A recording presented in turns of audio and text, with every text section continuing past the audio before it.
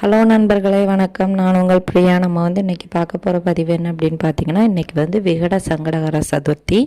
நம்மளுக்கு சங்கடங்களை போக்கக்கூடிய நாள். இன்றைக்கி இன்னொரு ஸ்பெஷல் என்ன அப்படின்னு பார்த்தீங்கன்னா, மைத்ரேய முகூர்த்தத்தோடு சேர்ந்து வரக்கூடிய சங்கடகர சதுர்த்தி. இந்த சங்கடகர சதுர்த்தியில் நம்ம விநாயக பெருமானுக்கு ஏற்ற வேண்டிய தீபம் என்ன, அதில் நம்ம சூட்சமமாக செய்யக்கூடிய இன்னொரு விஷயம் என்ன, ஒரு ரூபாய் நாணயம், கொஞ்சம் அருகம்புல், இதை வைத்து நம்ம விநாயக பெருமான்கிட்ட எப்படி நம்மளோட வேண்டுதல்களை கேட்குறது, இதை பற்றின பதிவு தான் நம்ம இந்த வீடியோவில் பார்க்கலான்னு இருக்கோம். அதுக்கு முன்னாடி நீங்கள் இந்த பதிவு பார்க்குறீங்க அப்படின்னா, உங்களுக்கு விநாயகர் கடவுளை பிடிக்கும் அப்படின்னா, ஓம் கம் கணபதியே நமகங்கிறத நம்மளோட கமெண்ட் பாக்ஸில் கமெண்ட்டாக போஸ்ட் பண்ணுங்கள்.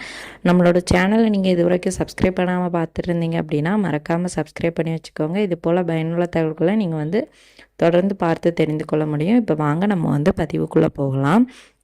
நம்மளுக்கு தீர்க்க முடியாத சங்கடங்களை தீர்ப்பதற்கான ஒரு அரிய நாள் தான் இங்கே சங்கடகர சதுர்த்தி. அதோட பெயர்லேயே இருக்கிற மாதிரி கண்டிப்பாக நம்மளோட சங்கடங்களையும் விநாயக பெருமான் தீர்த்து வைப்பார். யார் ஒருவர் அந்த சங்கடகர சதுர்த்தியில் அவங்களோட கஷ்டத்தை விநாயக பெருமான்கிட்ட என்னோட இந்த வேண்டுதலை நீங்கள் நிறைவேற்றி தாங்க, என்னோட கடன் பிரச்சனையை தீர்த்து தாங்கன்னு கேட்குறீங்களோ, கண்டிப்பாக அவங்களோட கடன் பிரச்சனைகளை விநாயக கடவுளை கண்டிப்பாக தீர்த்து வைப்பாராம். அதுக்கு நீங்கள் என்ன மாதிரியான தீபங்கள் ஏற்றி வழிபாடு செய்யணும் அப்படின்னு பார்த்தீங்கன்னா, இன்றைக்கி புதன்கிழமையோடு சேர்ந்து வரக்கூடிய சங்கடகர சதுர்த்தி, புதன் ஹோரையில் நீங்கள் இந்த வழிபாடை செய்யணும். சங்கடகர சதுர்த்தினாலே இரவு நேரத்தில் நம்ம செய்யக்கூடிய பூஜைகள் ரொம்பவும் சிறப்பு. இன்றைக்கி மைத்ரேய முகூர்த்தமும் சேர்ந்து வர்றதுனால நம்மளுக்கு அந்த ஸ்பெஷல் நேரமும் சேர்ந்து இருக்குது. இந்த மைத்ரேய முகூர்த்தம் உங்கள் எல்லாருக்கும் தெரியும், அதை பற்றி நான் சொல்கிறேன். முதல்ல நம்ம விநாயகர் கடவுளுக்கு என்ன தீபம் ஏற்றணும் அப்படின்னு பார்த்தீங்கன்னா, விநாயகர் கடவுள்னாலே பொதுவாகவே நெய் தீபமும் நல்லெண்ணெய் தீபமும் ஏற்றுவது சிறப்பு. அப்படி ஏற்றக்கூடிய அந்த நெய் தீபமோ நல்லெண்ணெய் தீபமோ நம்ம 2 திரிகள் போட்டு ஏற்றணுமா. அப்படி பஞ்சத்திரி 2 திரி போட்டு ஏற்றும் போது கண்டிப்பாக நம்மளோட வேண்டுதல்களை விநாயகர் கடவுள் கேட்பார். அதற்கு கூடவே நீங்கள் கொஞ்சோண்டு ஒரு துண்டு அளவு வெட்டிவேர் இருக்குது அப்படின்னா உங்கள் வீடுகளில் நீங்கள் இதை செய்யுங்க. கோவிலில் போயிட்டு நீங்கள் செய்யாட்டியும் பரவாயில்ல, வீடுகளில் பூஜை அறைகளில் கொஞ்சோண்டு ஒரு துண்டு வெட்டிவேர் போட்டு நீங்கள் விநாயகர் கடவுளுக்கு இந்த சங்கடகர சதுர்த்தியில் பூஜைகள் பண்ணிட்டு வந்தீங்க அப்படின்னா கண்டிப்பாக உங்களோட வேண்டுதல்கள் சீக்கிரமாக விநாயகர் கடவுள் நிறைவேற்றி தருவாராம். அதே மாதிரி இன்றைக்கி மைத்ரேய முகூர்த்தம்னு சொல்லியிருந்தேன். இந்த மைத்ரேய முகூர்த்தம் எத்தனை மணிக்கு தொடங்குது அப்படின்னு பார்த்தீங்கன்னா, 8:21 தொடங்கி 10:32 முடியுது. இந்த நேரத்தில் முதல்ல தொடங்கக்கூடிய நேரமும் முடியக்கூடிய நேரத்துலையும் நீங்கள் வழிபாடு செய்யலாம். நடுவில் இருக்கக்கூடிய நேரத்துலையும் நீங்கள் வழிபாடு செய்யலாம். இடையில இருக்கக்கூடிய அந்த நேரம் நம்மளுக்கு ரொம்ப சிறப்பு வாய்ந்த நேரம். புதன் ஹோரை, புதனில் நம்மளுக்கு எந்த அந்த ஹோரை நேரத்தில் வழிபாடு செஞ்சோம் அப்படின்னாலும் கண்டிப்பாக அது நிறைவேற்றப்படுமா.